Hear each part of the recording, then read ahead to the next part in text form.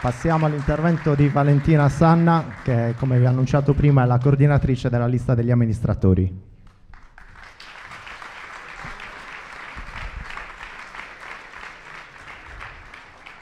Buonasera a tutti, grazie Romina.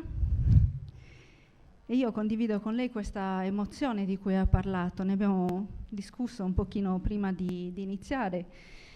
Anche se io dovrei essere abituata a parlare in pubblico, le ho confessato che mi sono sentita un po' come se fosse la prima volta che lo facevo. E in un certo senso è così, perché in fondo sono passati, non sono tanti, sono passati 3 mesi da quando ho lasciato il partito nel quale ho militato e che ho presieduto anche negli ultimi 4 anni.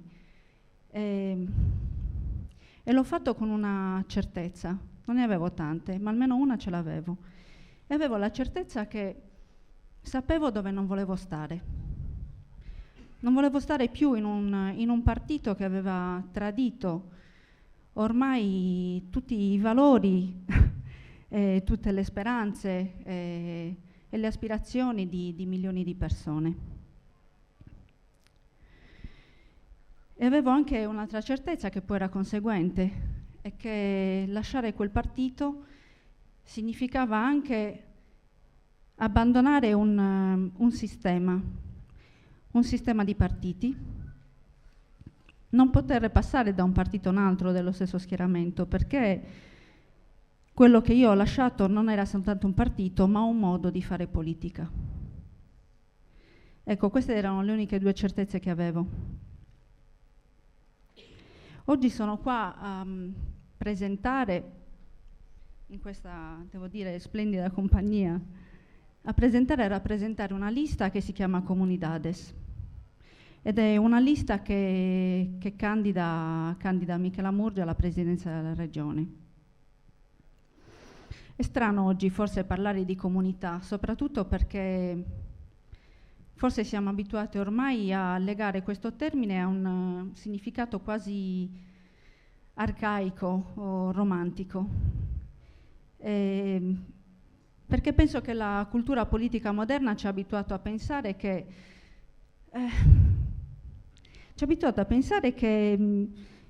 come dire, i valori comunitari, i valori della collettività, quelli che ci legano nel profondo, i nostri valori condivisi, sono una debolezza e che invece sono i poteri forti, i poteri quelli organizzati, magari autonomi, che vincono. Io penso che in una situazione come quella che stiamo vivendo oggi, in questo disastro di economia e di valori, invece il ritorno alle comunità sia ciò che ci può salvare. E ci può salvare perché in fondo noi siamo anche privilegiati in questo, perché la nostra società, se è comunque strutturata come una rete, ha sempre avuto questa struttura reticolare, non abbiamo mai amato, diciamo, le strutture verticistiche. E anche la disposizione, no? La struttura dei nostri piccoli comuni ci aiuta a ritornare a delle modalità che in questo momento sono preziose per la nostra sopravvivenza. Allora penso che dobbiamo ricominciare e dobbiamo ripensare ad elaborare un modo di convivere tra noi. E questo modo deve essere fatto di nuovo di cooperazione, di solidarietà e dobbiamo partire sicuramente dalla persona. Io non credo che non andare a votare o votare con la pancia sia una soluzione, perché penso che il giorno dopo le elezioni comunque ci sarà qualcuno che deciderà per noi e qualche volta decide anche contro di noi. Allora essere comunità presuppone anche un'assunzione di responsabilità, che è prima di tutto una responsabilità individuale, ma quando si fa parte di una collettività, questa responsabilità individuale diventa poi una responsabilità collettiva. Non è più sufficiente dare la delega in bianco, dire va bene, mi fido di te e ti voto. No, a me non interessa più questo. Sì, mi va bene che vi fidate di me, ma io voglio che ciascuno di voi, come può, nel suo piccolo faccia qualcosa, che si impegni. Perché sono convinta che la libertà è uno spazio vuoto senza la responsabilità e se non ha luoghi. E allora esercitare la nostra libertà non è soltanto esercitare un diritto di voto, è una libertà che noi esprimiamo tutti i giorni, in tutti i contesti, in tutti i nostri luoghi. E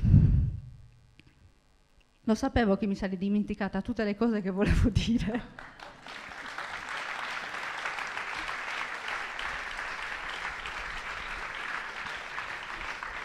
Però forse alla fine ho seguito e ho fatto bene a seguire il consiglio delle persone a me più vicine che mi hanno detto smettere di pensare a quello che hai scritto e parla come sai fare, cioè parla col cuore, che poi alla fine è la cosa più importante, perché le cose importanti ve le sto dicendo. E un'altra cosa importante è che oggi ho un'altra certezza. Tante persone che mi conoscono in questi ultimi mesi, quando mi incontravano, mi dicevano hai cambiato espressione, sembri più serena. E io credo che sia profondamente vera questa cosa.